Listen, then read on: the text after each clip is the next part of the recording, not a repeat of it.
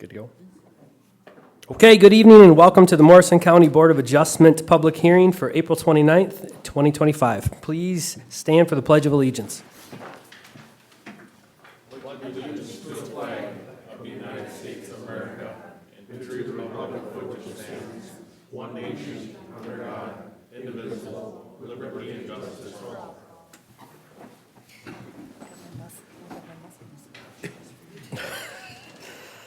I have a few items to cover before we get started. Please sign in at the door if you have not already done so. There you will also find a detailed handout of the step-by-step procedure we will follow tonight. If you wish to take one, please put any electronic devices on a silent mode at this time. Also, please note that all testimony is being recorded for the record. Members of the Board of Adjustment are appointed by the County Board of Commissioners with one member from each of the 5 commissioner districts. Land Services staff is here to assist the Board of Adjustments with its duties. Task of the Board is to consider requests for variances and appeals from an order, requirement, or decision made by a county zoning official in accordance with the state law and county ordinance. Each request is considered on its own merit. The burden of proving a practical difficulty rests with the applicant. If a variance is granted, it is granted to the land, not to the landowner. There's a protocol for how we will proceed tonight. For each variance request on the agenda, we will hear a staff report, testimony from the applicants, and the board will discuss and gather more information as needed. Next, I'll ask if there's anyone in the audience wishing to speak to the request. I'll ask each party to go to the podium, state your name and address for the record, and give their testimony. Please be as factual as possible and direct all statements and questions to me. After all testimony is complete, I will close the public hearing portion of the process. Everybody who does speak tonight will have a 2-minute time limit. The board will then review and discuss the case in terms of our finding of fact criteria as required by Minnesota statute and county ordinance. We will have a series of votes, discuss whether conditions be made, and have a final motion to approve or deny the request based on those findings. After this final vote on your request, you may leave if you wish. Our first regular agenda item this evening is Jeffrey Hudak, 17335 110 Avenue, Little Falls, for an after-the-fact application for a variance. Mr. Hudak? Yes. Yep, come up front to the podium here, or the table's right up front.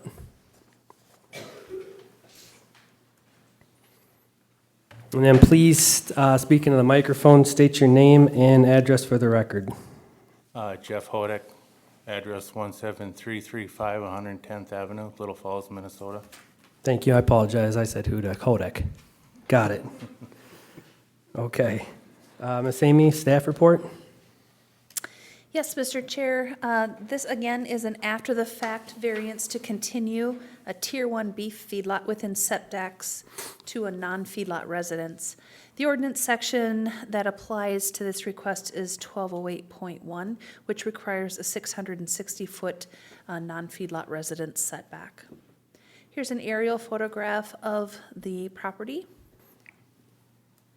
And then some of the application and staff report highlights is that this operation has grown to a Tier 1 feedlot status. It currently has 229 animal units and must register. The existing animal holding areas do not meet setbacks from the non-feedlot dwellings on property ID 222702 and 222701. Also does not meet setback from the road right-of-way and the north property line of property ID 2237. The applicant also proposes a 40 by 50 addition to an existing animal holding building and a stacking slab, and both of those do not meet setback from the non-feedlot residences. The applicant has combined the PIDs of 2236 and 2227-1 with the farmstead to remedy the north property line issue and one of the resident setback issues, and has agreed to pull back the holding animal area fence to be 200 feet from the road right-of-way. The remaining setback issue then is from the residents on PID 2227-2. A relative owns the home on that parcel with plans to farm with the applicants. So again, here is the property outlined in blue where the feedlot is located, And then here is the surrounding properties, with this north property line here, non-feedlot residents here, and non-feedlot residents there. The applicant has combined these two parcels, so this property line goes away, has combined this parcel, so this residence now is a feedlot residence, and then this parcel has also been combined, and so this property line also goes away. So the remaining issue then is the home on this property here. This is a site drawing provided by the applicant with the modified animal holding area drawn in. So the fence line that's here will be pulled back to here. So then this setback encroachment from the road right-of-way will be pulled back, so that will be compliant. And then here is another site drawing with some of the measurements from the existing facilities, and then also the remedied animal holding area there.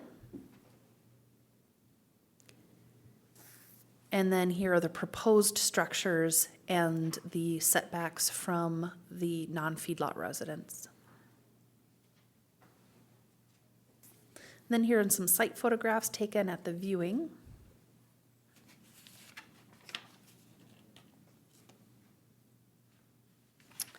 And then here are your criteria questions, Mr. Chair. I do have the full packet if there's anything else that you want me to put up on the screen as you move through this request. Okay, thank you, Amy. Anything to add, change? Look good? Looks good to me, yeah. All right, thank you very much. Board members, open it up for questions and discussions around the applicant for the application for the variance. Mr. Chair, Brent? question for Amy. If you can back up to one of those slides, I was trying to get the exact measurement there. That one will do. So the question is the setback to the non-feedlot residents, what is the distance to the animal holding units there? Mr. Chair? Amy? What we'd be looking at is 340 feet. So right now, the fence line is here. They're going to pull it back so it will meet the 200-foot setback from the road right-of-way. It will still encroach into that 660-foot setback. It will go from essentially, 100 feet to 340. So it'll be an improvement, but it'll still encroach. So it's still a 320 request is what we're looking at here. Well, yeah, for that part. So we're looking at, they're going to encroach in several different ways. They're going to encroach here, from here, from here. And this is what I was looking, the blue lines, that's 530 and 540, is that right? Am I looking at that Yes, right? yes, and 660 is required. So we're identifying here all of the setbacks. The closest the animal holding area will be is that fenced open lot here. So the closest the animal holding area will be is 340, but these also are encroaching, and then also that stacking slab that is proposed, and the addition onto that barn. If you're looking at this, the original structure will be encroaching. Okay, thank you.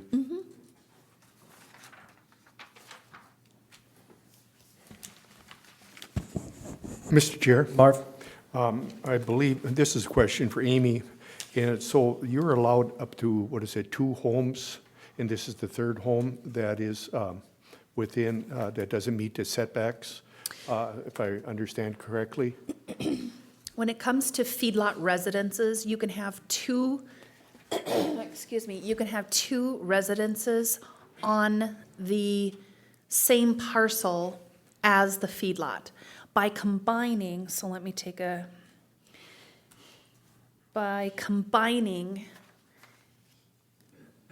there's a home on this parcel, and by combining this with this home becomes part of that. This is in a different name, so a couple issues. You can't have three, and that's in a different name, and can't be combined with everything that's under Jeffrey F. Hudak. So that's what they're asking for, if I'm correct on this very. They're not asking to combine it, they're asking to encroach Yeah, it's encroach on the because of- setback from this non-feedlot residence. Because that's that third one, if I, Well, it's a home not associated with a feedlot, Okay. and so all of those feedlot setbacks apply. so, this question then is to Jeff, that's a family member, correct? That's that home that's gonna be encroaching in. Yes. Okay, and I think we're gonna see more of this as we have more families trying to break up and be, and how do we end up working together on it? I look at farms that will have a chicken barn, have a dairy barn, and all this here, and you have ones that work with it, but yeah, makes it a little bit more complex, but I believe the only real issue would be is selling it, the home down the road, if it went to somebody else's name, if this variance would be granted, and they would be aware of the situation. So, right now, I have no further questions. Thank you. Thank you, Marv. Mr. Chair? Clint? Okay, I think I got one question for Jeff. How long has this farm been established, like in the family? Well, as long as I can remember, my folks started it, so my folks are the one that actually put that cattle facility there. Yep. And then when we took over is when they built the house across the road, so that was all originally one part of the farm. Yep, okay. And Joe, you can come up at public speaking time, and you can answer that if you'd like. Yep. I got a question for Amy. Are we doing anything with the permit, or is that just something you guys do in the office as far as the feedlot permit? So this will need to register as a feedlot. With a Tier 1, a conditional use permit is not required Yep. to establish, but they will need to register under Minnesota Rule 7020, and we would be handling that with our feedlot officer. But part of that of registering and establishing as a Tier 1 is they need to be meeting all setbacks.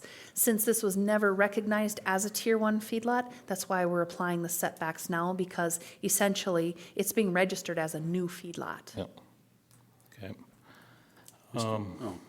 One more thing for Jeff. Plans moving forward, I think at the site visit, you talked a little bit about maybe some of your kids coming into the operation too. Could you kind of elaborate a little bit on that? Well, realistically, the house that is encroaching on the setbacks, my son has already purchased it and has plans of hopefully taking over. And my daughter plans attentively of coming in and taking my spot too at some point. I have nothing at this time. Okay, thank you, Clint. Mr. Chair. Brent? Maybe just one more question for Amy. When the feedlot setbacks originally came in, I don't remember what year that would have been, but this would have been an established farm, and I'm assuming we probably had many hundreds of farms similarly situated at that time that maybe didn't meet, or historically, how have we dealt with some of these to bring them into conformity to keep farms still producing?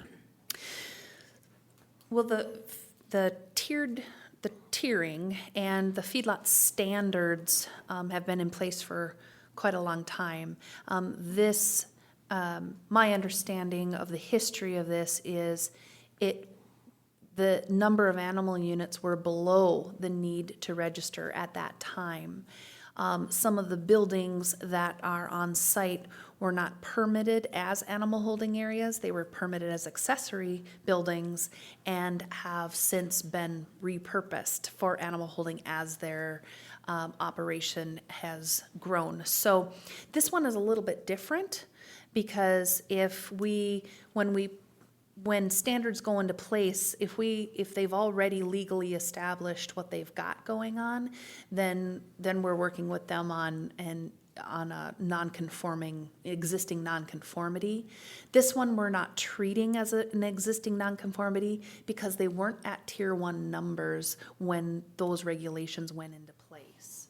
So they've grown since then, and so that's why we're applying today's standards to them and not treating them as an existing nonconformity. Okay, thank you. Mr. Chair? Clint?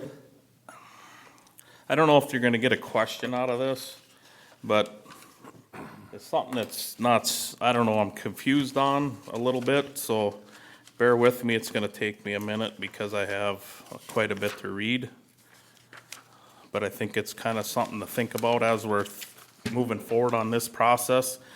When we look at our comprehensive plan, our in agriculture and our A1, ensure that the county provides and protects areas most suitable for a strong and stable agriculture industry, including but not limited to crop production, animal husbandry, dairy and meat production, pasture lands, and other things. Ensure the county policies and ordinance do not restrict family practices except as necessary to ensure compliance with law and protect public health and safety. Then we want the balance between the growing desire to people of certain businesses to locate in rural settings and the need to accommodate agriculture and other land uses in this area. Recognize the importance of agriculture practices, manure management, all that. And then we got the setback to a residence. To me, kind of goes against some of that. But then also we got here in 60411, non-farm residential construction and agriculture district land use notification before a land use permit can be issued to a new home dwelling or an addition to an existing dwelling in the ag district. The applicant shall sign a land use notification form. These forms shall be provided by and kept on the file of the Morrison County Land Service Department. And then shall state the owner, residents, and other users of property in the zoning district or neighboring properties may be subject to inconvenience or discomfort arising from normal and accepted agriculture practices and operation, including but not limited to noise, odors, dust, operation of machinery and all that. Owners, residents, and users of their property or neighboring property should be prepared to accept such inconvenience and discomfort from normal agricultural operations and are hereby put on official notice to the state right to farm, Minnesota statute 561.19. So when I read through some of this stuff, and I think the whole thing with this farm and what we're looking at tonight is to meet setbacks. If we're worried about in the future that house is gonna get sold maybe to a non-family member and worrying about that being an issue, and we're gonna restrict a farm because of that, then why do we have this in our ordinance where they gotta sign that stating that they might have some of them inconveniences? So I'm kinda a little bit conflicted and confused on some of that. Mr. Chair? Amy? I think you have to look at it as the kind of the evolution of this area. This started out as a very small scale feedlot that didn't need to be registered. It's evolved over time. It's grown. So at the time that this Joe and Susan Hudek, this feedlot wasn't of the size that needed any of that. It has flown under the radar for one reason or another. I don't have an answer for you as far as why. There are animal holding areas that were not permitted that way. They weren't identified to be used that way. And so when it comes to catching this, there was nothing on our radar screen that said, oh, this is evolving, this is getting larger, because when we permit something for personal storage, we don't assume there's going to be cows in there. So I think it's kind of a series of events that have happened that we are now to the point where I don't think the comp plan necessarily supports unfettered growth of feedlots with no setback right up to the county road right-of-way. I don't think the comp plan supports unchecked growth of a feedlot and have them not be subject to the Minnesota feedlot rules. I don't think that that's what the comp plan is saying either. So I think this is kind of a mixture of lots of different things that have happened with this site that has gotten it to this point, and now they're on the cusp of wanting to grow again, and we've got to get this somewhat in line, at least so they can do some of those pollution fixes that they're looking to do, like a stacking slab. And this will then align, what we're trying to do here is align this feedlot for future growth and get it to the point where then we don't have these issues, because now they're definitely into those tiers and need to be registered and need to, the good thing about this is there's a lot of stuff they've already done to correct some of these issues, like combining the parcels, willing to move that fence back, but the truth of the matter is that house that isn't counted as part of the feedlot residence can move separately, and it is so therefore then considered a non-feedlot residence, and so that's why it's recognized that way, even though it's a family member that owns it. Thank you, Amy. I got a quick question here for Jeff, Mr. Chair. So Jeff, so how long have you been farming on there? How many years? Almost my whole life, so probably 45 plus years. Okay, so you've been there that long. Okay, so mom and dad were on there before, is Well, that? then you could say 53, I guess. Yeah, mom and dad were there before, yeah. Okay, thanks, Jeff. Actually, my grandfather owned it for a while, too. Okay, so how long's that farm been there? How many Well, years? I don't know if it'd be pushing 100 yet or not. Okay, thank you. Mr. Chair, Marv? so something to think about, and, pulling in there, I believe right just beyond, what is it, your brother's residence, it turns into minimum maintenance road. Am I correct, right about there somewhere? There, it looks like there's hardly any traffic. Isn't that a minimum maintenance road? Oh, yes. So, Jeff, how frequent do cars come through there? There's a little more traffic at deer hunting time. Other than that, it's just us. And that's, Because it's a dead-end road, so they can't. Get out. Or somebody that's lost and they'll turn around. So what I look at is, when I pulled in there, it's just like, here you have a residence that basically are farmstead that have 3 homes, and they're very rural, very setback, and, not bothering anybody, just doing what they're supposed to be doing. And if I read this correctly, the buildings were used for machinery and other items, and as time has evolved, that you've got a few more animals and got to this point, and you didn't realize it till you went to apply for a stacking slab. And that's what I read, and I mean, here we are trying to figure this out, so, Correct. thank you. Thanks, Marv. Anything else from the board members? I'd like to open it up to the public at this time. If you have anything to say, please go up to the podium there, state your name. We'll give you 2 minutes. State the facts as you know them, and name, address for the record. Right up to the microphone, sir.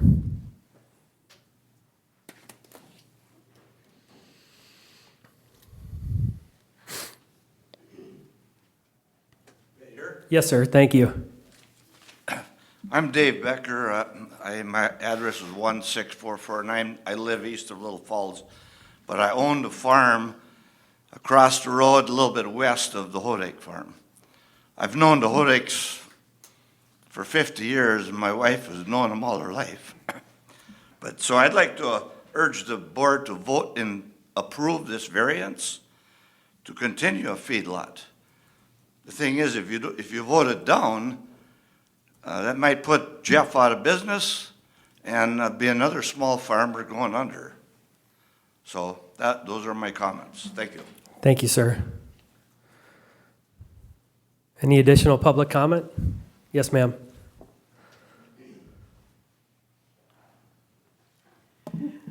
My name is Susan Hodek, 17398 110th Avenue. So we live in the what do you call that home? The non-farm residence. So we originally bought that farm in 1976. And when we moved there was not many buildings, and it was considered a low-maintenance road up to the driveway that goes into the farm. The boys showed interest in farming, and we bought that farm with the intention of, if any of our children were interested in farming, that they would take over eventually. In 2000, it was to the point where they were buying the farm from us, and we wanted to stay in the rural area, so we lotted off 10 acres to ourselves. It was our land, but they were buying it, but we still kept 10 acres because at that time the township required 10 acres to put a house up. And so that's why we built that house, because we wanted to be close to the farm. Jeff had small children at that time. We were grandma and grandpa. We wanted to see them and live by them. And then that road became up to our driveway. It was not considered low maintenance, low minimum road anymore. It was considered part of the township road. Further beyond our place is still considered the low maintenance road. So there is not much traffic. You get snoopers coming by looking, but basically they can't even turn around, go to the dead end road because it's been so muddy that they've been turning around in our driveway. So I guess maybe ignorance isn't bliss, but at the time we did not know that this would ever come up, so that's why the house was put there. So I guess we urge, my husband and I, urge you to accept it and approve it because we're all for it. We're going to live there probably another 3-4 years if we can, but we are selling it to our grandson, which would be Jeff's son, Francis. Thank you very much. Any public comment? Any more public comment?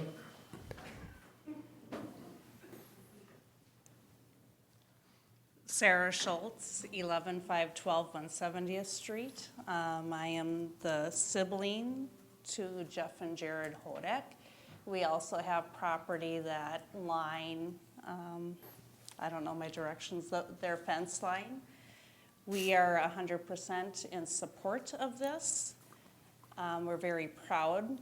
I'm very proud of my brothers to continuing the family farm operation. In talking with them, they have voiced about following the regulations and practicing, as what Miss Amy Kwalczyk has said. They are very much 100% want to move forward in this. So I just want to relay that we as property owners and as a sibling, I would like this to be kept in the family air. Thank you very much. Any more public comment?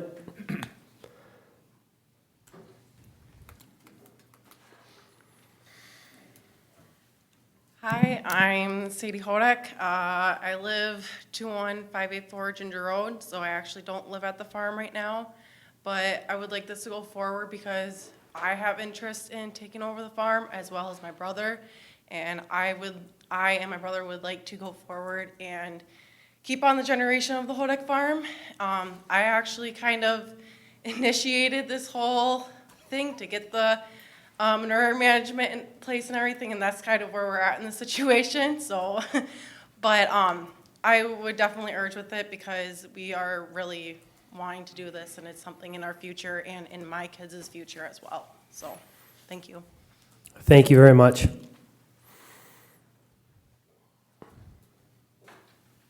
Any more public comment? Any public comment? Yep.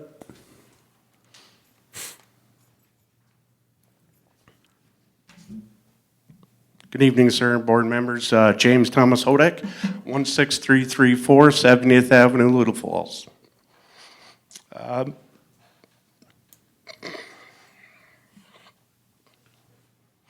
Sorry. No apology, sir.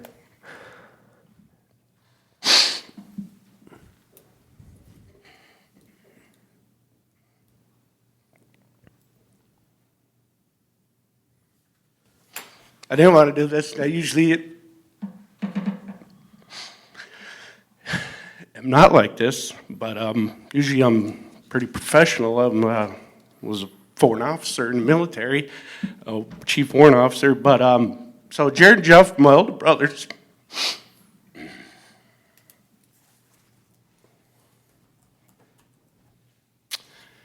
and one of the things that I took from some of the comments earlier, I forget the lady's name, but when she was talking about how it came to be, about how things evolve, it struck a chord with me because she's exactly right.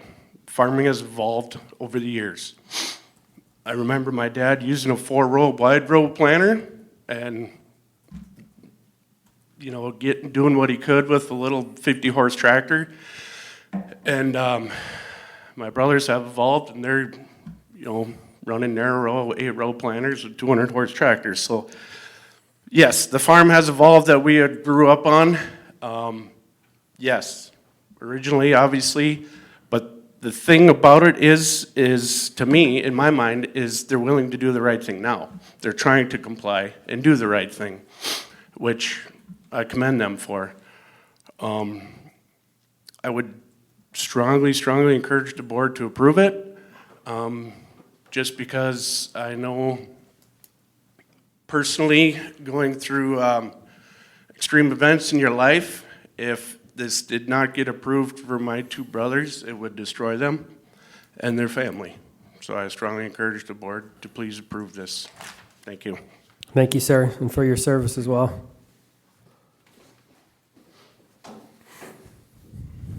Any more public comment?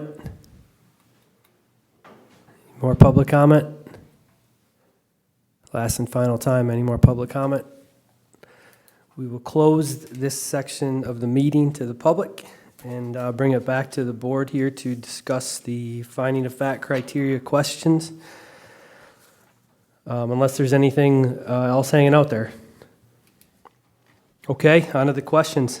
Question 1, is the request in harmony with the general purposes and intent of the Morrison County Land Use Ordinance and Comprehensive Plan? Clint. It's an allowable use in the ag zoning. They've worked with the county to try and get this to be as conforming as possible by putting some parcels together. We got kind of a problem with the house that's non-feedlot residents, and I think that's kind of a problem we're going to see more and more in the future.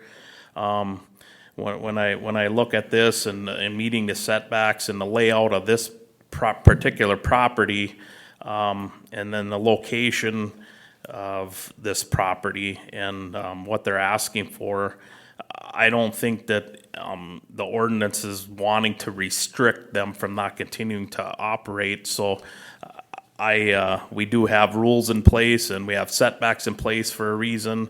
But I think each individual application is on their own merit, and when we look at that area and what's there, and there's nothing else there but this family, and yes, there's an extra house there, but if we kind of look away from that just a little bit, I would say yes, that it is within what the comp plan is really looking for. Okay, thank you, Clint. Anybody else? I would just reference the objectives there again, A1, A2, A4, or A1 with objective 1, and then 2 and 4 that go along with that, and Clint had referenced that earlier in a comment as well. Okay, question 2, is the applicant proposing to use the property in a reasonable manner not permitted by the land use ordinance? It was mentioned in this meeting that it was already being used in a reasonable manner, but you'd also done the combining of the parcels and already completed and are still completing fixes and are willing to change some of those fence lines. So that's about as reasonable as we could ask for from a board's perspective, or from my perspective. Board members? I would just add, Mr. Chairman, that, the farm has always been a family farm, and like you said, they are trying to come in compliance with some of this stuff, and by combining lots and moving back a feedlot fence. So yeah, I think they are proposing to use this property in a reasonable manner. Thank you, George. Okay, question 3. Will the issuance of a variance maintain the essential character of the locality? Marv? Absolutely. And the reason why I say it is ag and ag area, number one. Number two, it's in a very rural area, very protected, dead-end road basically back there. And they want to continue on with family farm, and they have 3 different family members that want to be part of it. And so it fits there and fits there well. Thank you, Marv. Mr. Chair, I'd just like to add that probably could be used for question 2 and 3, is if we zoom out on the aerial and we look at this whole area where this farm is located, other than that non-farm residence, I don't know what better place we'd want to put a feedlot. On a dead-end road in ag, there's a lot of big pieces of land that's surrounding that. So I think with the farms that are there, they're kind of dispersed with farms, and then also some homes that are out in that country. I think it fits very well. No matter what they kind of do back there, the public ain't gonna see it. Nobody's even know anything's going on, so. Thank you, Clint. Okay, question 4, is the alleged practical difficulty due to circumstances unique to the property? Brent? I think when you get to this question, the practical difficulty I see here is the strict interpretation of setbacks to meet everything would require moving all of the structures, buildings, everything that's currently there on the farm. This was a farm. Buildings were built over some time for other purposes. They've been repurposed to continue the farm.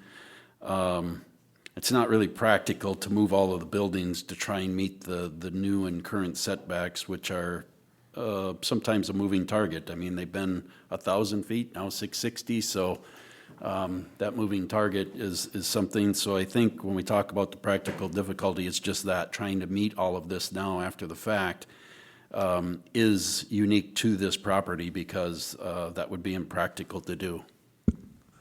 Thank you, Brent. Mr. Chair, I'd just like to add also to the non-feedlot residents, it's pretty unique to this because that was basically part of the operation, but it's not really part of it now.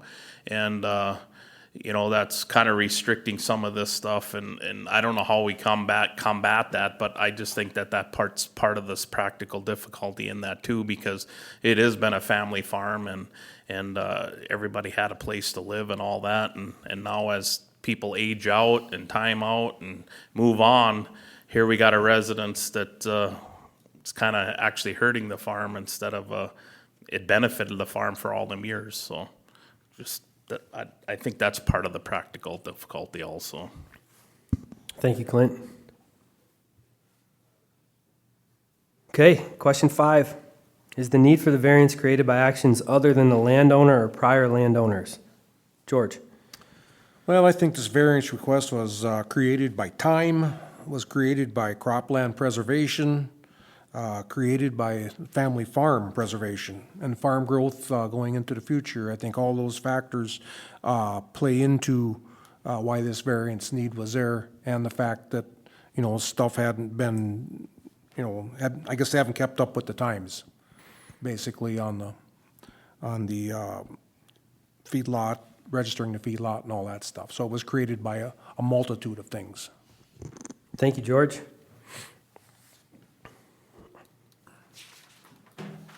Anybody else? Okay, question 6, does the alleged practical difficulty involve more than just economic considerations? Clint? Yes. As we know, in agriculture, any ag business, there is a lot to do with economics. But when we look at this, it's just definitely trying to continue with the operation there, the family farm. Now that they are more aware of the ordinances and kind of what's expected of them, they're trying to do the right thing. They're just trying to get as close to compliance as possible in this situation that has arose. So, yes, I think there's a lot more than just economics here. Part of it is, but there's more than just that. Thank you, Clint. Yep. Mr. Chair, Marv. a few other things to add to this here. Combining the parcels also created part of this. And then when you have 3 families, part of it is, so there's a lot of thinking and wanting, as Clint mentioned, wanting to do right thing and being things in compliance with a stacking slab. And that is what triggered all this here, so. Thank you, Marv. I would just add the pollution fixes that were referenced as well in the earlier back and forth. Okay, on to the vote. Question 1. Hold on one second. I have one question for Amy. Okay. Okay, Amy, I know we kind of talked a little bit at the site visit, but so if this variance would move forward, Yes. then anything after this that they would do, would they have to get a variance for that? Or is, let's say they want to put up another structure in this feedlot thing? So the the nearest animal holding area is that 340-ish feet. So that's the closest that can be. If they decide to roof that area, to put a barn in that area, that's already been authorized to have an animal holding area that close. However, if they are looking to move tiers, then we're into a variance and a conditional use permit. And we've had quite a bit of discussion with them about their future plans and how to navigate that in the future to set them up to be able to accommodate kind of all of what maybe the kids' plans are. So we have been working with them on kind of what that might look like as we move forward. And there's one more quick thing, Mr. Chair. So if this would go forward, we don't need to put a condition that they can't encroach any more than that closest setback. They couldn't do it. That's correct. Okay. Yes. Okay, thank you. Okay. Thank you, Clint. Question 1. Is the request in harmony with the general purposes and intent of the Morrison County Land Use Ordinance and Comprehensive Plan? Clint? Yes. I, John, is yes. Marv? Yes. Brent? Yes. George? Yes. Question 2, is the applicant proposing to use the property in a reasonable manner not permitted by land use ordinance? I, John, is yes. Marv? Yes. Brent? Yes. George? Yes. Clint? Yes. Question 3, will the issuance of the variance maintain the essential character of the locality? Marv? Yes. Brent? Yes. George? Yes. Clint? Yes. Hi, John is yes. Question 4, is the alleged practical difficulty due to circumstances unique to the property? Brent? Yes. George? Yes. Clint? Yes. Hi, John is yes. Marv? Yes. Question 5, is the need for the variance created by actions other than the landowner or prior landowners? George? Yes. Clint? Yes. Hi, John is yes. Marv? Yes. Brent? Yes. Question 6, does the alleged practical difficulty involve more than just economic considerations? Clint? Yes. Hi, John is yes. Marv? Yes. Brent? Yes. George? Yes. All the questions, did I lose that? Mr. Chair. There it is, yep. All the questions were answered in the affirmative. Do I have a motion to, Just hold up. Oh. So, Mr. Chair, since this is an after-the-fact variance, and all of the first criteria questions were answered in the affirmative, then now, before you vote, the Board of Adjustment must decide whether or not you want to apply the after-the-fact criteria questions. You do not have to, but you need to make that decision and either go ahead and vote on the variance now or go through those additional 9 questions. Mr. Chair, Marv? I think we've hashed this over quite well, and we understand what happened here.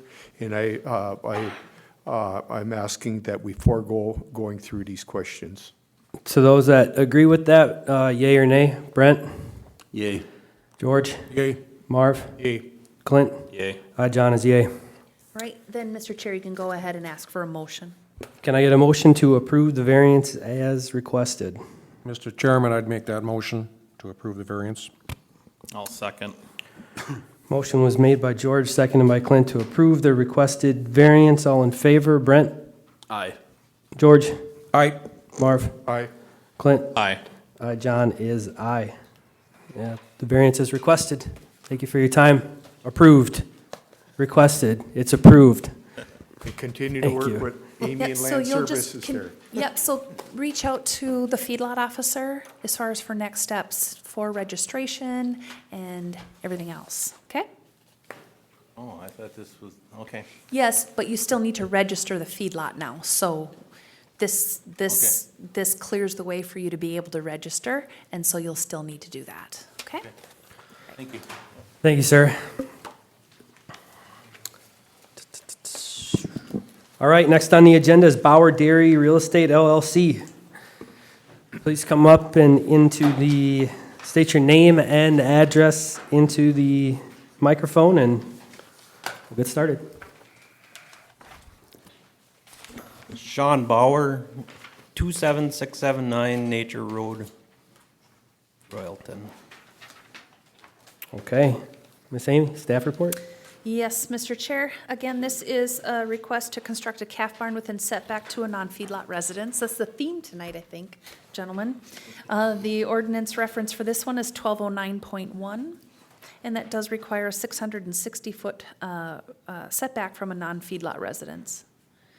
Here is an aerial photograph of the property outlined in blue and yellow. And then the application and staff report highlights is the applicant requests a variance to construct the new calf barn 420 feet from the non-feedlot residence. No increase in animal units is proposed. The barn will replace the existing calf huts that are on site. Per section 1209.2, the ordinance may expand or construct to the limits of the current tier if the construction does not further encroach into the non-conforming setback. In this case, the new barn could be as close as 577 feet without a variance. This was discussed with the applicant at the development review team meeting. The applicant has identified operational issues if the proposed barn was shifted farther south on the property.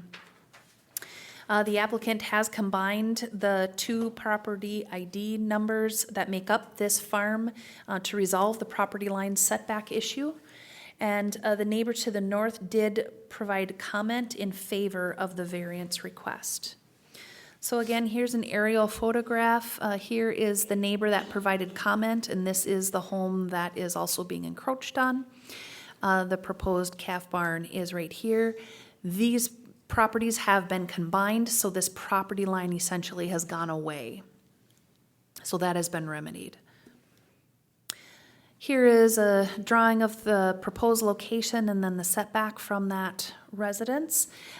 This is that 577 feet. So this is kind of that line, or that this feedlot has to be able to expand up to this point without a variance, even though it's within that 660 feet. And then here are site photos taken at the viewing.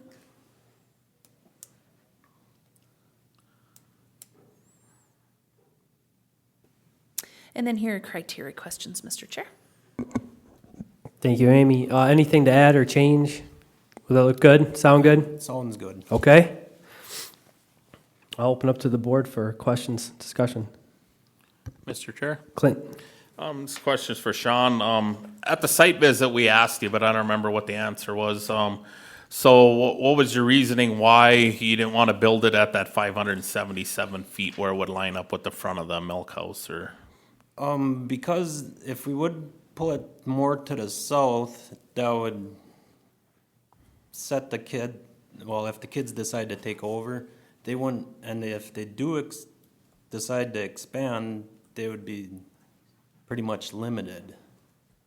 I think we figured it would only come about 10 feet away if they would decide to expand. Yep, so where we're looking is where your barn is. Yep, The only way you can expand on that barn is going east. east. Because the west is all their stuff, but Right. you'd go east, and then by putting that calf barn in, you wouldn't get no room in between the calf Right. barn and the new addition. Right. Yeah, okay, then I remember now. Okay, I think that's all I had for questions. Oh, and then also, we talked that day about, let's say we move it way south of the whole barn complex, and could you tell us the reason why that wouldn't work? The reason why is that field there is sloped. It kind of, if you see that shed going north and south, it's kind of a hole there. All the water from that field pretty much just goes straight there. Yep, okay. All right, thank you. No further questions. Thanks, Clint. Amy, so when we look at this, the property line that you indicated he could build up to without the ask versus the 660 from the nearest resident, what's the actual distance from where he could to where he's asking? Like, what's that difference? So from, Oh, so this, let me just zoom in here. Actually, this one might be better.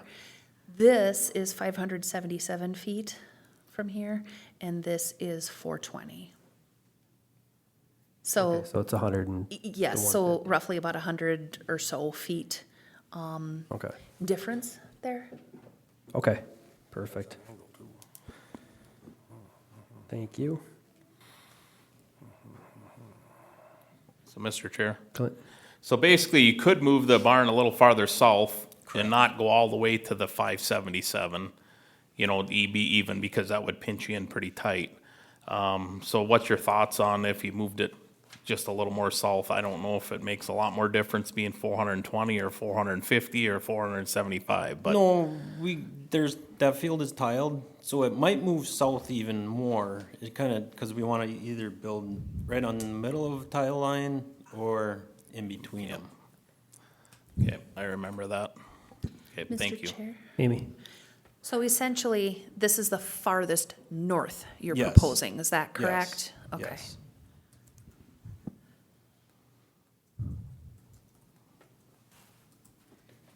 Mr. Chair, so Sean, you talked about if they ever want to add on the barn, and I would assume adding that would be to the east there, that would be coming out.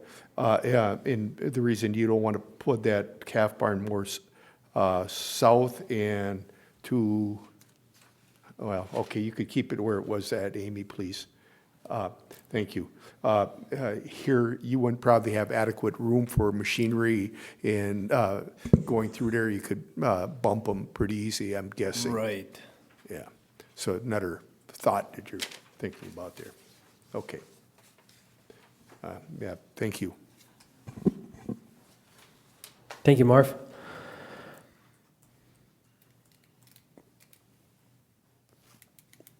Anybody else? Okay, I'm going to open this section of the meeting to the public. Any public comments? Please go up to the microphone, state your name, address for the record, and 2 minutes. Any public comment? Any public comment? Any public comment? Hearing none, we will close this section of the meeting to the public and run to our finding of fact criteria questions.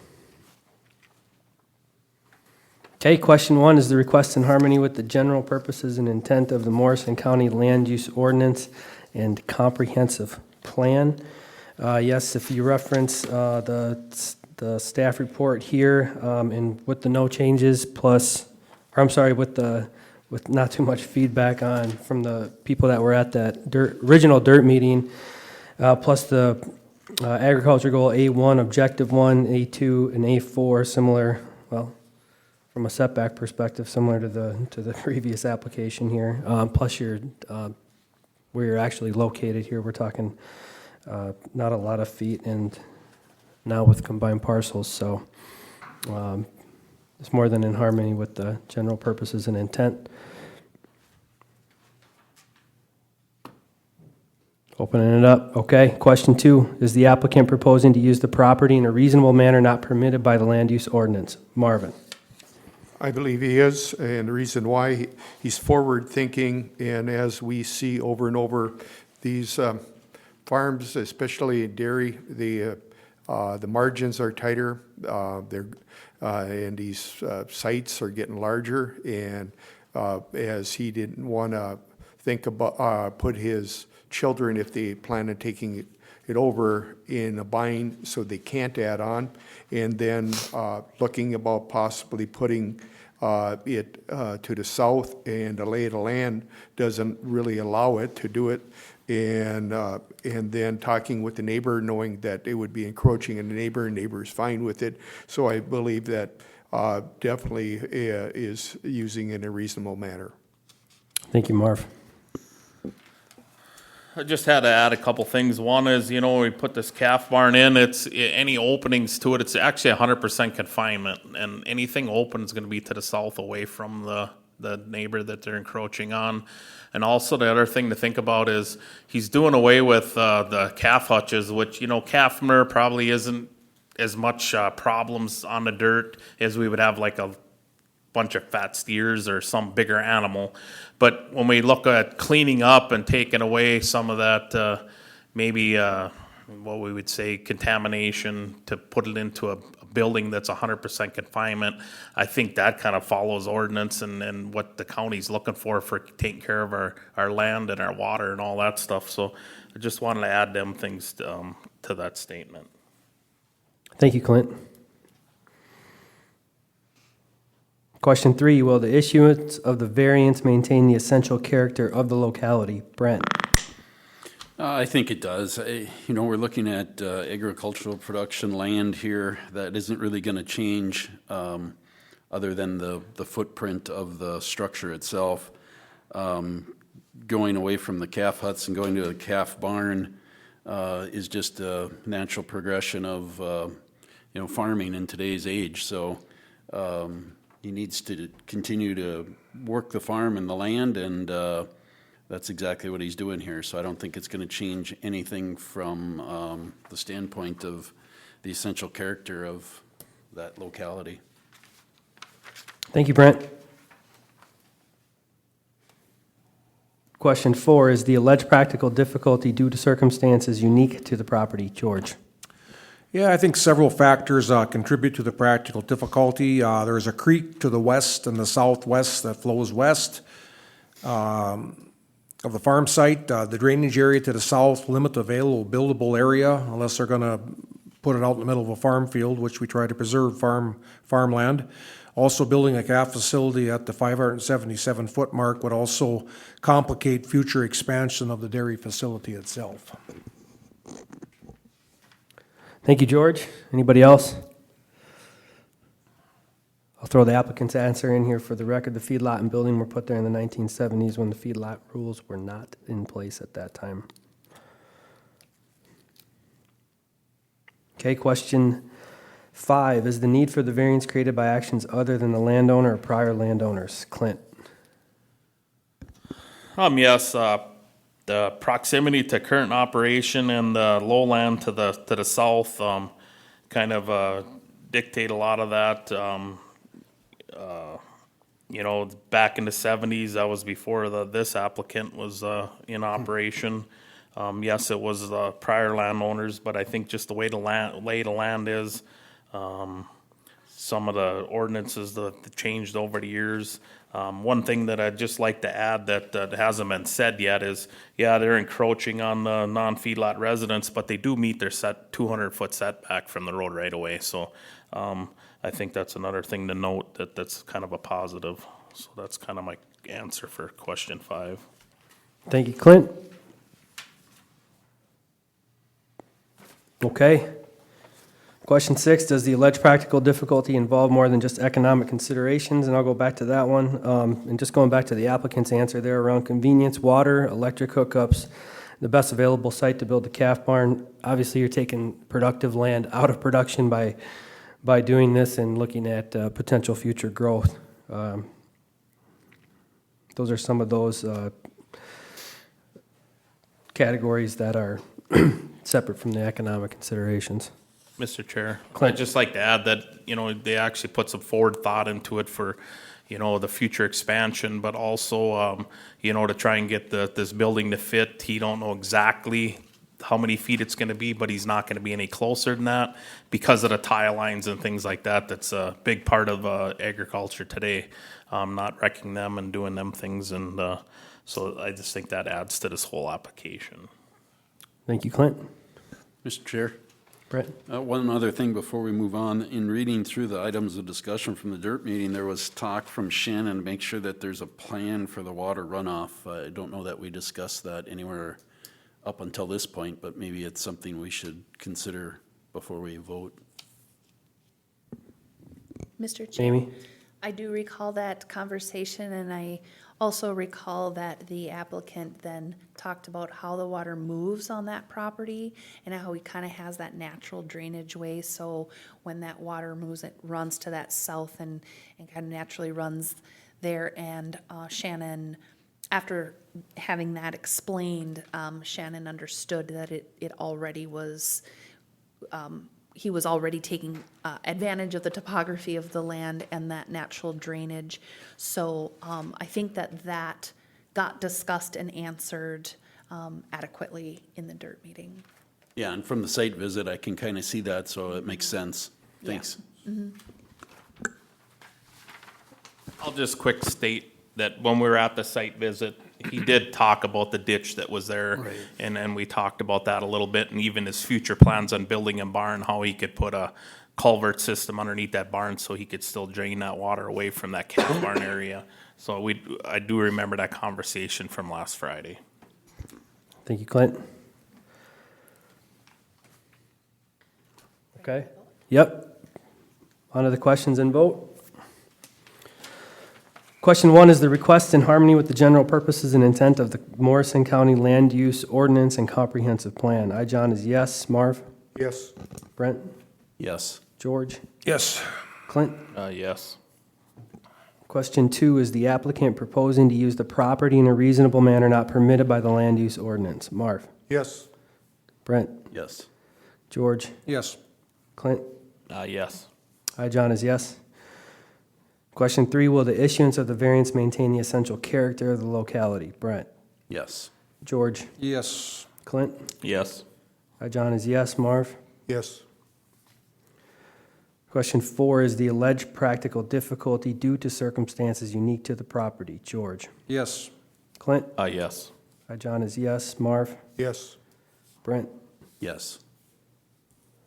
Question 5, is the need for the variance created by actions other than the landowner or prior landowners? Clint? Yes. I, John, is yes. Marv? Yes. Brent? Yes. George? Yes. Question 6, does the alleged practical difficulty involve more than just economic considerations? I, John, is yes. Marv? Yes. Brent? Yes. George? Yes. Clint? Yes. Of all the questions answered in the affirmative, is there a motion to approve this requested variance? Mr. Chair, I'd like to make a motion to approve that variance. Okay. I'll second that, Mr. Chair. Motion was made by Marv and seconded by Brent to approve the variance as requested. All in favor, Brent? Aye. George? Aye. Marv? Aye. Clint? Aye. John is aye. The requested variance is approved. Thank you for your time. Thank you.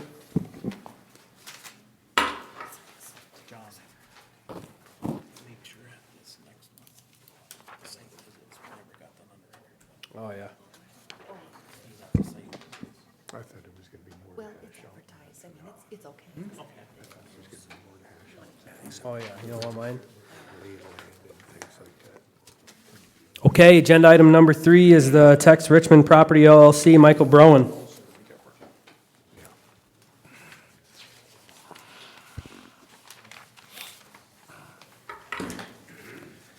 Please state your name and address for the record. Mike Brown, 16438 Green Road, Little Falls, Minnesota. Thank you very much. Ms. Amy, staff report? Yes, Mr. Chair. This request is to allow the development of 3 parcels that cannot support a type 1 septic system. The ordinance references for this request is 1301.12 and 1501.4. And here's an aerial photograph of the 3 parcels outlined in blue and yellow. The application staff and report highlights that the applicant has entered into a purchase agreement for lots 6, 7, and 8 within the Treader-Marty addition. The designer could not find an area on any of the parcels where soil conditions would allow a type 1 septic system. The applicant requests a variance to develop the lots and install type 3 mound septic systems. The designer has submitted a design for type 3 system on all lots, so we do have those already. The applicant proposes building a slab-on-grade home on each of those lots, and that has been submitted within your packet, a drawing of that. And then here, that is here. And the houses and the septics will meet all setbacks. And then here are some site photos taken at the site viewing.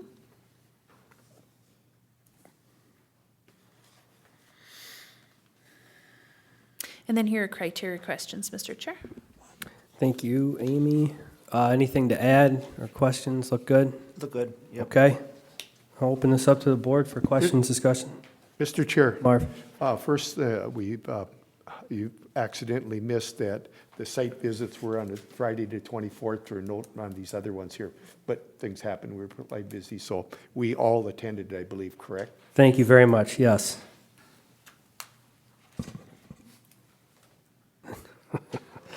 Okay. Mr. Any Chair, other questions? I have no questions, but I just make a comment that it was nice to see on this, this application, and when we were at the site visit, that the applicant showed us and stated that he has 2 sites on each one of these parcels for the sewer. So that was appreciated. Thank you, Clint. Mr. Chair. Marv? So my uncle and aunt lived with bordering property to this, and so I'm very familiar with this property. And when it started to get developed at all, very low, high water table, and even back in, I think it was 1970, when the flood came through, that was all underwater. People were in boats in the fields around there, so that's what triggers a lot of this here. And if you look at all the neighbors around there, I believe every one of them has a mound system. So, I mean, you're asking for what all the neighbors already have. So, and I think we all understand it. So, thank you. Thank you, Marv.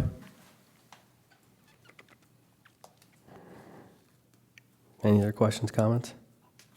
Okay, turn it over to the public. Any questions, comments from the public? Please go up to the microphone, podium there, and microphone, state your name and address for the record. Any public comment? Any public comment? Any public comment? We will close this section of the meeting to the public and move on to the finding of fact criteria or discussion items. Mr. Chair, I just wanted to say that these are the last 3 lots within this subdivision. So essentially, this will wrap up the development within this subdivision, and all of them have needed a variance for type 3 system. Thank you, Amy. Okay. Question 1. Is the request in harmony with the general purposes and intent of the Morrison County Land Use and Ordinance and Comprehensive Plan? Marvin? I believe it is. They're asking for a mound system. As I stated earlier, you look around all the neighborhood there, they're all mound systems. If they aren't, they're probably outdated and needing. So it's definitely in alignment with that. Thank you, Marv. Mr. Chairman, I'd like to add one thing. And I guess you look at the location, it's pretty much all residential around there. It's non-ag land. Excellent location for homes. There's mature oak trees pretty much on each one of the lots. So yeah, it does meet the purpose and intent of the ordinance and comp plan. Thank you, George. Question 2, is the applicant proposing to use the property in a reasonable manner not permitted by the land use ordinance? Brent? Yeah, I mean, this was developed years ago for residential development. Only upon finding out that in putting in a sewer that they're gonna need to put in a type 3 septic on all 3 lots brings us here. So using it for residential development with a slab home in there, that's certainly reasonable. And making the request to this board to put in a type 3 so it has above ground separation because of the high water tables there is all reasonable moving forward. Thank you, Brent. Question 3, will the issuance of the variance maintain the essential character of the locality? George? Yes, I believe so. There's a development to the west. All those homes have either a mounted type 1 septic or a type 3 septic system, I would venture to guess. And it's, like I stated before, there's not much ag land on that side of the road in that corner up against the highway. So, yes, it would maintain the essential character of that locality. Thank you, George. Question 4, is the alleged practical difficulty due to circumstances unique to the property? Clint? Yes, the lots were developed some years ago without the appropriate steps and procedures being done. Failure of someone, not sure who, but a failure nonetheless. Actually, pretty good building sites. You look the vegetation that's there and the trees, the type of trees that are growing there, that tells me that it's got good enough soil type to build them homes, but they cannot maintain the 12 inches of proper soil that we need for a type 1 system, so that's why they had to come. So I think that's the practical difficulty here. Thank you, Clint. Question 6, does the alleged practical question 5. Should we do that one first? All right. Is the need for the variance created by actions other than the landowner or prior landowners? That's to me. We already talked about the measurements, the soil type there, and then obviously septic code required to meet the development requirements. Okay. Question 6, does the alleged practical difficulty involve more than just economic considerations? Marv? Yes, it does. First of all, without the type 3 system, it would make it unusable lots. And as the other bordering lots Amy had stated do have type 3 systems. And as Clint pointed out, there's room for 2 systems, which makes it even better. But yeah, and thinking about what's the right thing to do and separation, this is to keep this soil separation to evaporate it, and it's designed to work this way, and as it's a proven design and works well. Thank you, Marv. Mr. Chair? Clint? I'd just like to add that Soil and Water didn't find any wetlands on this properties, so that's not a problem here. And then also that a type 3 is the most costly way to go for a sewer system, so economics ain't really involved in this. He's just trying to utilize the lots for what they were intended for. Thank you, Clint. Okay, all 6 we've talked about. Any final comments, questions? Okay, on to the vote. Question 1, is the request in harmony with the general purposes and intent of the Morrison County Land Use Ordinance and Comprehensive Plan? Marv? Yes. Brent? Yes. George? Yes. Clint? Yes. John is yes. Question 2, is the applicant proposing to use the property in a reasonable manner not permitted by the Land Use Ordinance? Brent? Yes. George? Yes. Clint? Yes. John is yes. Marv? Yes. Question 3, will the issuance of the variance maintain the essential character of the locality? George? Yes. Clint? Yes. John is yes. Marv? Yes. Brent? Yes. Question 4, is the alleged practical difficulty due to circumstances unique to the property? Clint? Yes. John is yes. Marv? Yes. Brent? Yes. George? Yes. Question 5, is the need for the variance created by actions other than the landowner or prior landowners? John is yes. Marv? Yes. Brent? Yes. George? Yes. Clint? Yes. Question 6, does the alleged practical difficulty involve more than just economic considerations? Marv? Yes. Brent? Yes. George? Yes. Clint? Yes. John is yes. All of the questions were answered in the affirmative. Is there a motion to approve the variance as requested? Mr. Chair, I'd make that motion. I'll second it, Mr. Chairman. Motion was made by Brent and seconded by George to approve the variance as requested. All in favor? Brent? Aye. George? Aye. Marv? Aye. Clint? Aye. John is aye. Your variance is, your requested variance is approved. Thank you. Thank you. Have a good night. You too.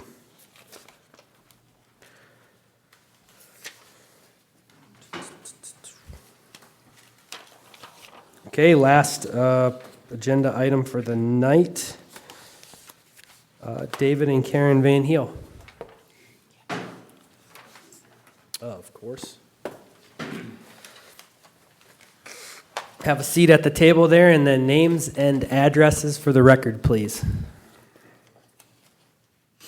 Dave Van Hill, 1603 145th Street, Swanville.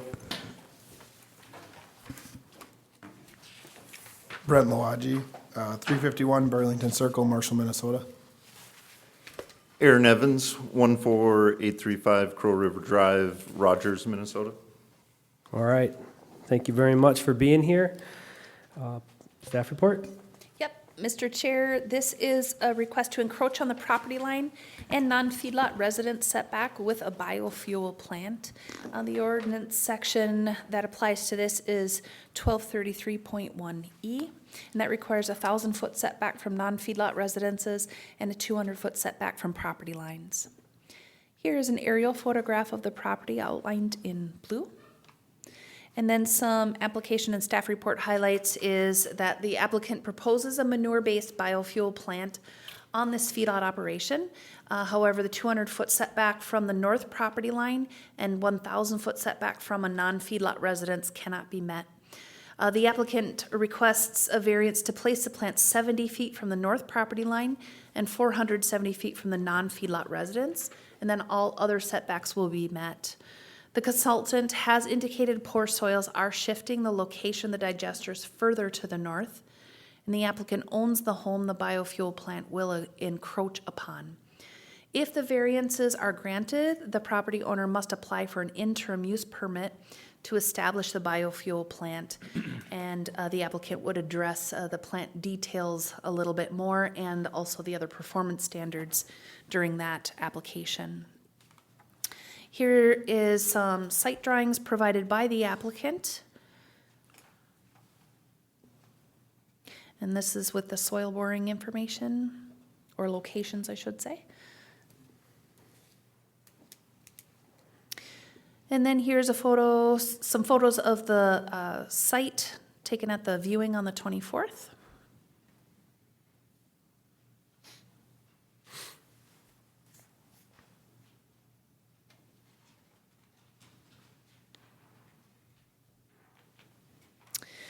And then here are your criteria questions, Mr. Chair. And then I believe the applicant does have a PowerPoint, so when you're ready for that, you let me know.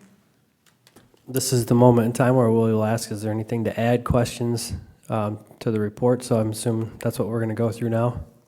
Yeah, I've got just some general information about what some of the site will look like in the PowerPoint, just to give you guys some context about what some of that equipment is going to look like there at the facility. Mr. Chair, Clint? could you just ask the other two gentlemen, other than Mr. Van Heel, just to tell us, they told us who they were, but who they represent, so we kind of get an idea of that. Yeah, please.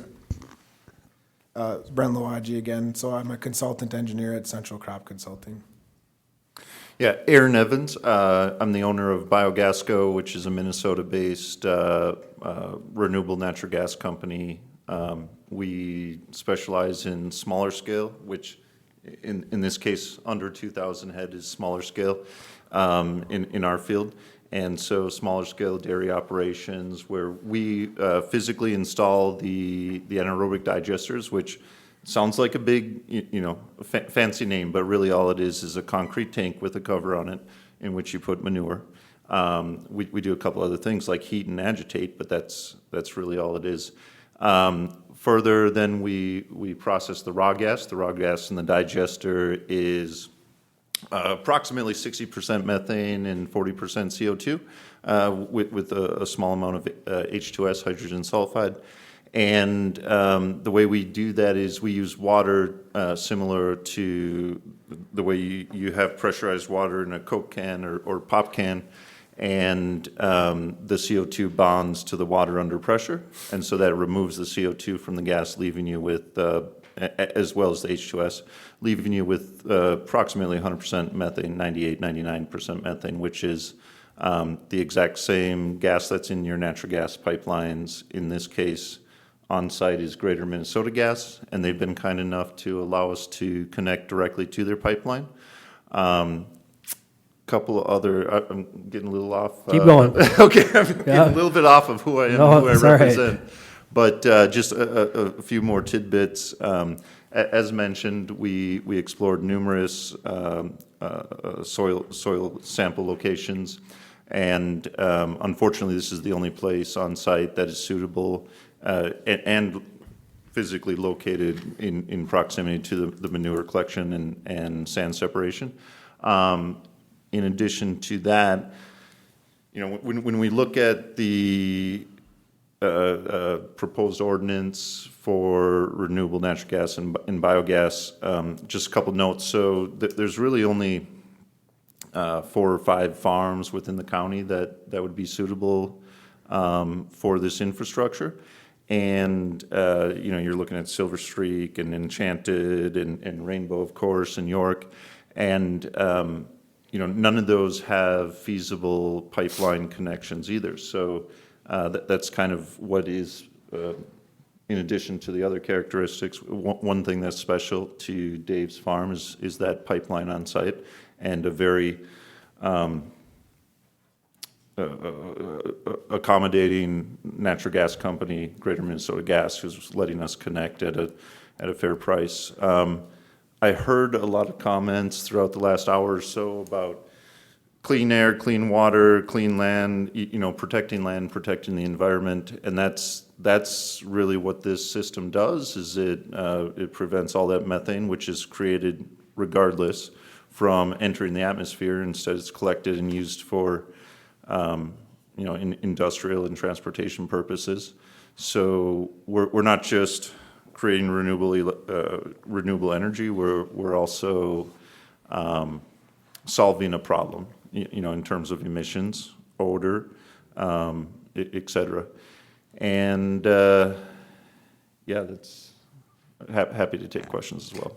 Mr. Chair, can I ask one quick question? Please. So how many of these systems do you have out there, and how well have they functioned, or have you had any catastrophes, or has it been working quite well? No, we have 2 operational systems, one in Paynesville, which is Stearns County, and one in Polk County, near Sauk Center. And they have been operating quite well. There's a number of others in the state. One of the largest milk producers being Riverview, which is more western and southwestern. And they, of course, put renewable natural gas, biogas, biodigesters on all of their properties. And then a few others who, nearby us who are looking or attempting to do it. For example, the Leadstone Dairy, which is over by Long Prairie. I'm blanking on the name. Amy. Yeah. Are those your facilities? No, we only have You said we have, so. We only how have many- 2 operational. Yeah, we being Biogasco. Yep. Okay. Thank you. Thanks, Marv. With the PowerPoint? Yeah, Yep. You have that. yep. Yeah, so this is our existing site. So my apologies. North is to the left of the page, so orient yourself accordingly. Some people have to turn their head. I know I'm one of those people. Kind of an interesting site, fairly flat coming in from the east off of 145th? Yeah. Off of 145th. And then once you get up there on site, everything gets kind of tight with the feed system, grain setup, shop, manure storage, sand separation. There's very few locations on site that are able to accommodate the digesters. And we're mostly located west of the sand lane, north of the sand lane, north of that pond are those primary areas that we can construct this facility. So we first explored an area south of the sand lane where we could meet at least the property line setback. I think we would still be looking at a setback from that non-feedlot residence that Dave owns. But what we found there is we found some sand veins and some gravel veins that produced a considerable amount of groundwater. And just to avoid those areas, we moved higher up in elevation, and then we're able to stay above those sand veins that produce that groundwater. So this is that same location. They might be hard to read, but they are labeled. So 1 through 5 are in the bottom of the screen. 10 is that one on the far right. But 6, 7, 8, and 9 are on the left-hand side there, west of the freestall barn, north of the sand lane. When you look at this, what, out of all these dots or drill or holes that you drilled, what would have been the most ideal location? So the most ideal location would have been the ones at the bottom of the page, being that it's closest in proximity to the manure coming off of the sand lane, which is our feedstock for this digester. And it's also closest to the manure pond, which would be where the effluent would go. So in this case, we have to move almost 300 feet away from our proposed location or primary location just to accommodate the soils. Got it. Thank you. So this is a site sketch showing what those two tanks would look like, along with their control room, and how they're going to connect and integrate with Dave's farm, as well as provide site access off of the farmyard. So this is some photos from the other sites mentioned, operated by Biogas Co. to give you guys a reference for what some of the facility construct looks like. So there on the left looks like a small shed. That's what we call our control room. And then on the right there, obviously, is our digester. This is what we would call our biogas upgrading unit. There is about a 60-foot tall tower, approximately 10 by 10 in size. Got a steel skeleton inside, looks very much like a grain leg until they wrap it with the siding. What happens in here is there's a pressure vessel, like Aaron mentioned, that we pressurize the gas underwater, and that removes the CO2 and the hydrogen sulfide from the methane. This is a grid entry unit on one of the farms. I believe this is controlled and provided and operated by the utility provider. It tests gas on a regular frequency and meters the gas into the pipeline. And then on site also, there's a maintenance flare. It's there for essentially maintenance. If there's ever an issue with the digester, any of the upgrading equipment, it gives us a safe place to process that methane if it can't go into the grid. But it's not in regular use. It would sit just like that, unused. And then just for fun, this is another piece on those other sites where they have a compressed natural gas filling post and a transport tank. This is in use at the other two sites.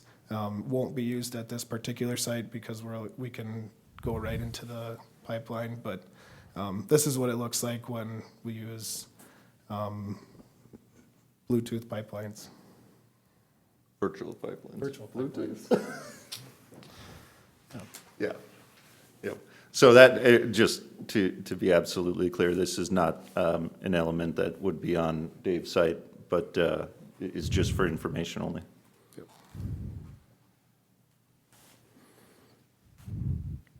Is that the last one? Yep, that's the last slide. Okay, Yep. got it. Thank you. All right, board members. Mr. Chairman, George? so a couple questions. I guess I'm just trying to learn here a little bit. So the CO2, where does that go? Yeah, so the CO2 is vented to the atmosphere at the top of Okay. the tower. Okay, and then, so does this change the nutrient makeup of the manure at all, or? It does not. Okay. So the process that is occurring in the digester is the same process that occurs in the open lagoon as it sits today. So all of that CO2, for example, is being vented to the atmosphere already. The nutrient makeup is the same as whether it's processed in the digester or it sits in the lagoon all summer.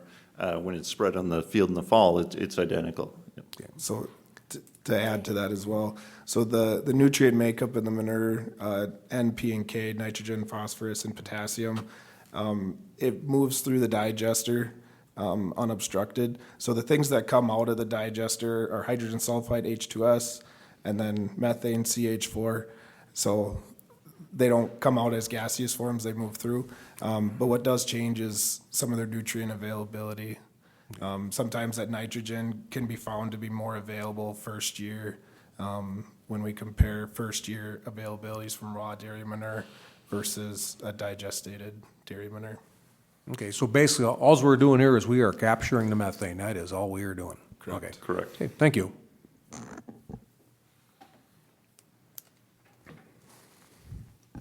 Mr. Chair. Clint?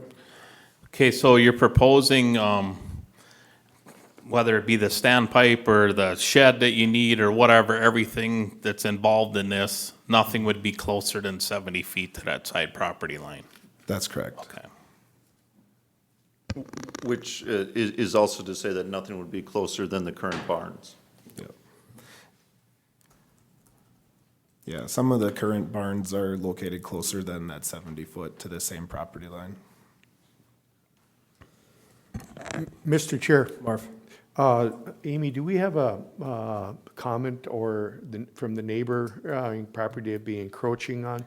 Or because it would be, Mr. Chair, I didn't receive anything. Okay. Any comment? okay, because it's always good to know where the neighbor feels or stands on this area, so. It's opened up for public comment. Yeah. There might be somebody here, but Okay, I didn't receive anything. okay, thank you. Mr. Chairman? George? So you have visited with Jeff Mueller, is correct? That's the I neighbor? talked to Jeff, about, excuse me, a week and a half ago. I was wondering if you need to come to a meeting or not, and then I says, yeah, welcome to come.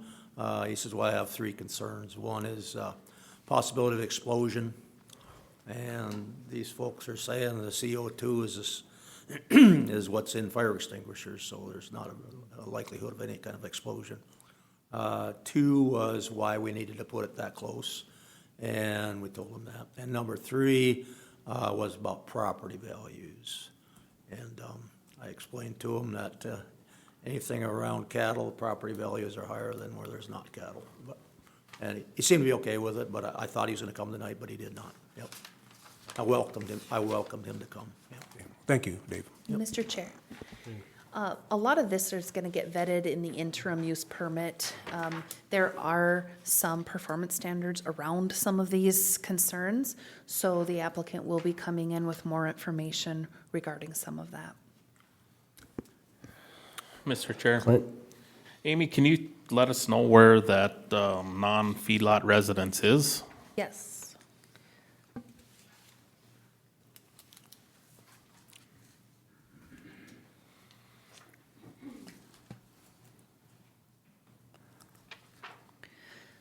Anytime I toggle between slides, I get a little, give me just a second here.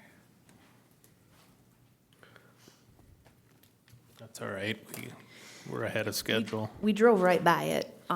Let's see if I can, I'll just see if I can. Let's see here. Here we go. There you go. It's this one right there. here. Yep. It's on a separate parcel. There's already 2 residences on this feedlot. So it's actually your house, Dave? Nope, my son, Michael. Okay. So then, I do own it though, Clint. yep, Yes. yep. So what are the 2 feedlot homes? There's one right, almost smack in the center. Yep, one in the center. Yep, okay. And that one. Yep, okay.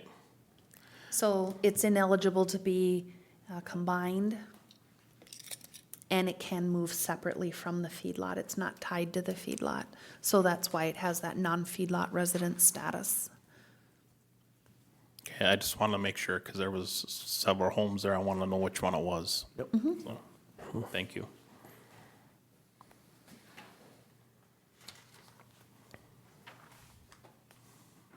Okay, board members. Anything else? If not, we'll hit it before we get to the finding of fact criteria, but right now we'll move to public comment. Anybody wishing to speak to this, please go to the podium, state your name and address for the record and your information. Any public comment? Any public comment? Any public comment?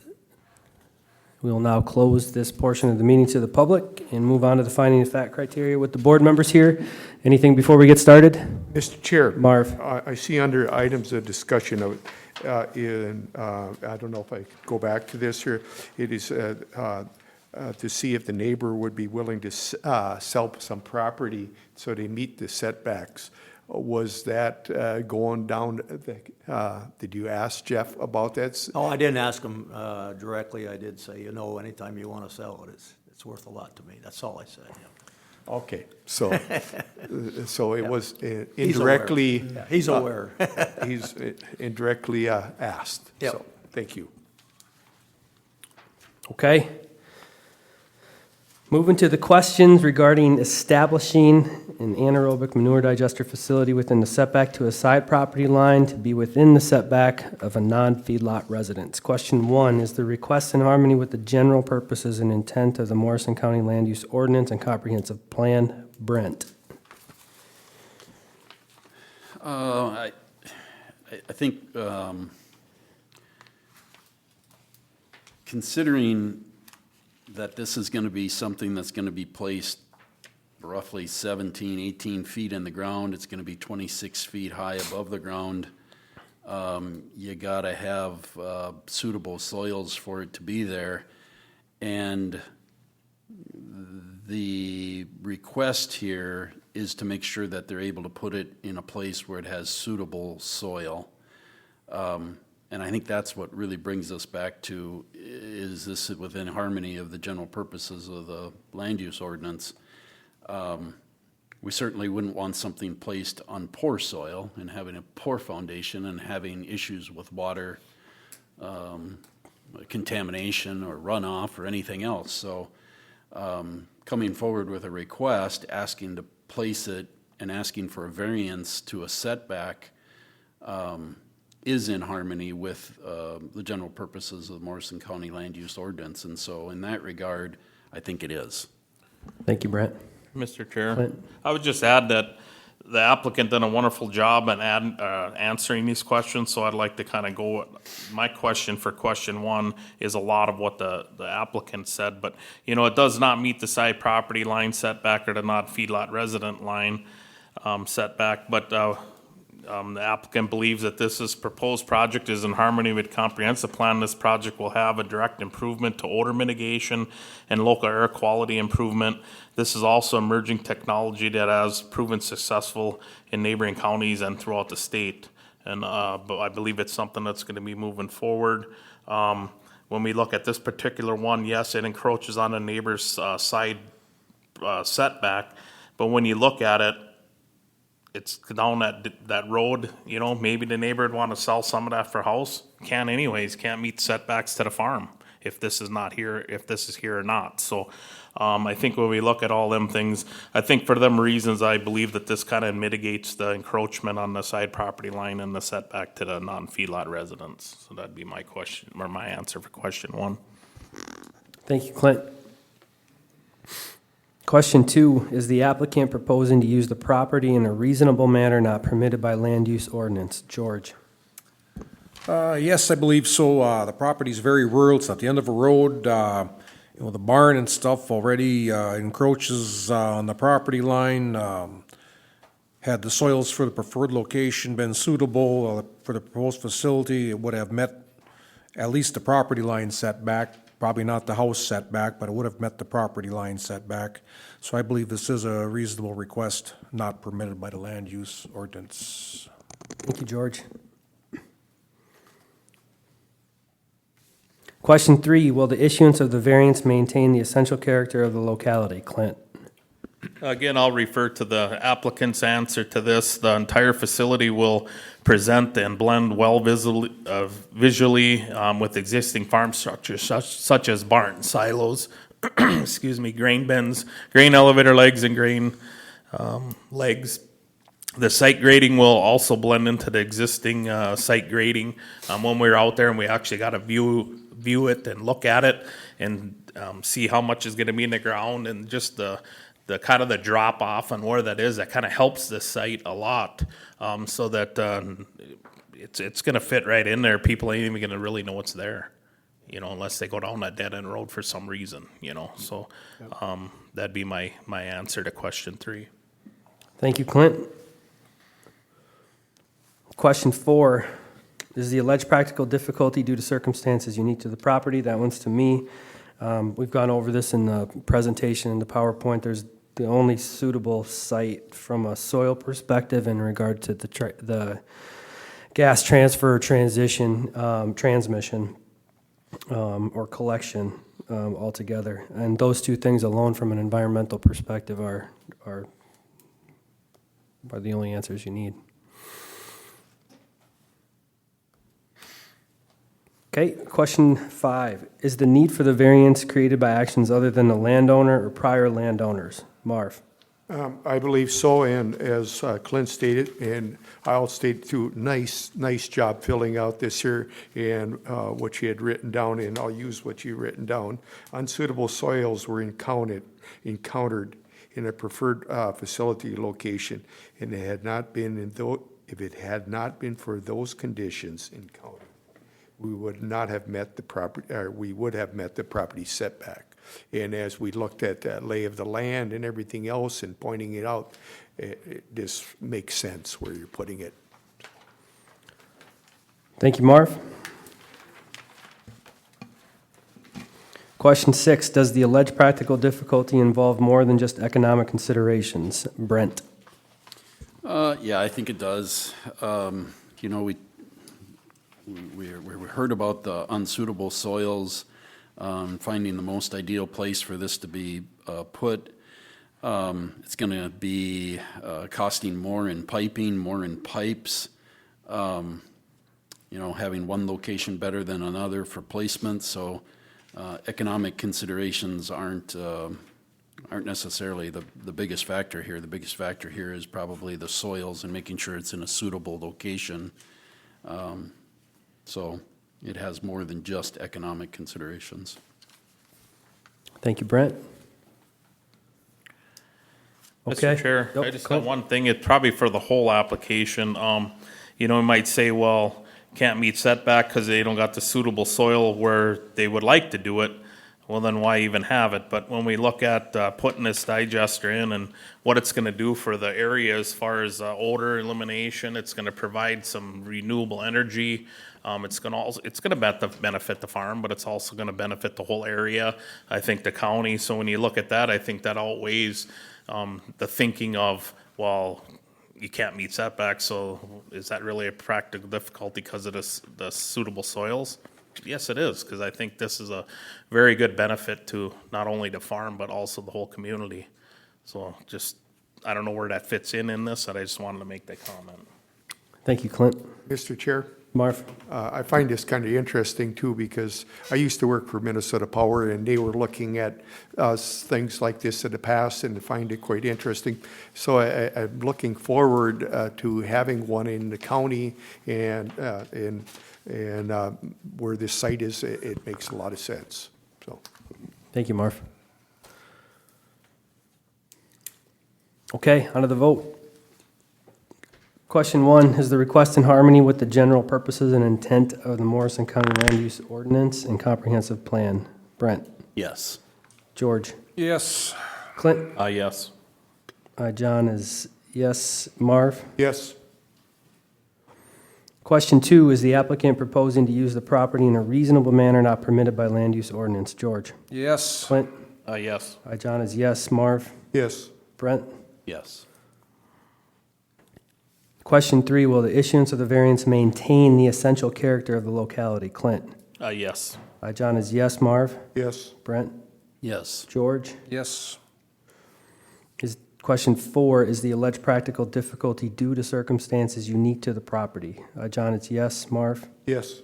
Brent? Yes. George? Yes. Clint? Yes. Question 5, is the need for the variance created by actions other than the landowner or prior landowners? Marv? Yes.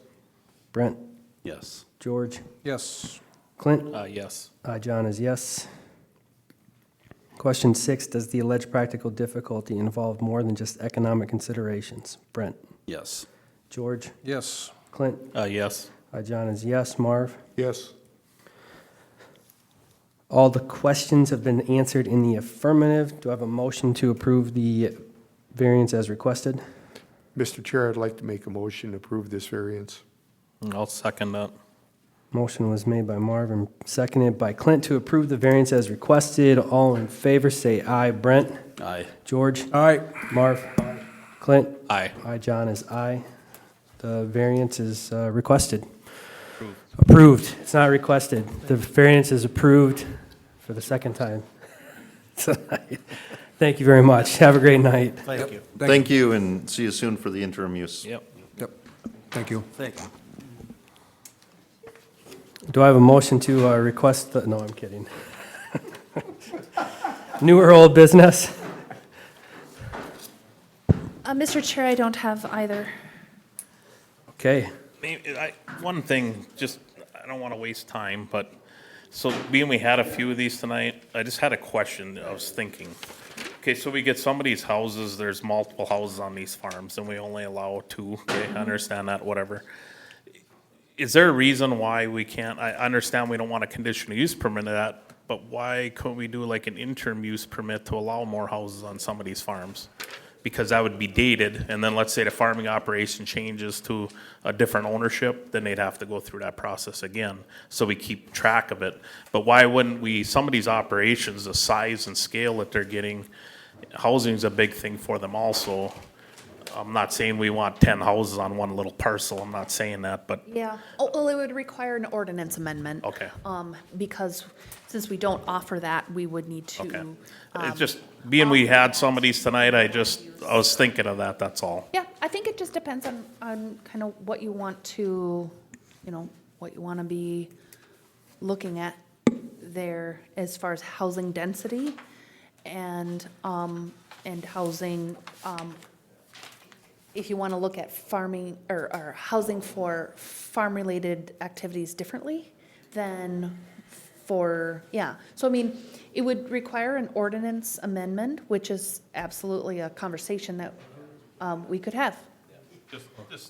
It's just something, because tonight we had 2 or 3 of them, basically, or 2 of them, it's just, and I think there's gonna be more in the future. It's just a question I had, that's all. More and more what we're seeing is that the parents aren't ready to leave their home, but the kids are moving in. Yeah. And everybody wants their own house, but they all want to live right there. Yeah. And so that's where that happens. So we thought we were progressive many years ago when we were allowing 2 stick-built homes on Yeah. a parcel. Yeah. And we thought we had solved that. Yeah. Well, now it's 3. Yeah. Now it needs to be 4. Yeah. Yeah, so. Well, and just another comment to that too, Amy, and you look at a lot of these houses, I mean, I'm sure Dave has probably got, 15, 20 employees out there, and a lot of them, that's what they do for a living, they milk cows, help with the field work and stuff, so, those people are all living, a lot of times, part of their compensation is room and board. And that's why he owns multiple parcels with mobile homes on every single one of them. Yep. Yep. Yep. So, okay. Thank you, Clint. That's all I have, Mr. Chair. I don't have any. And Amy? Yeah, I don't have any new or old business. Minutes?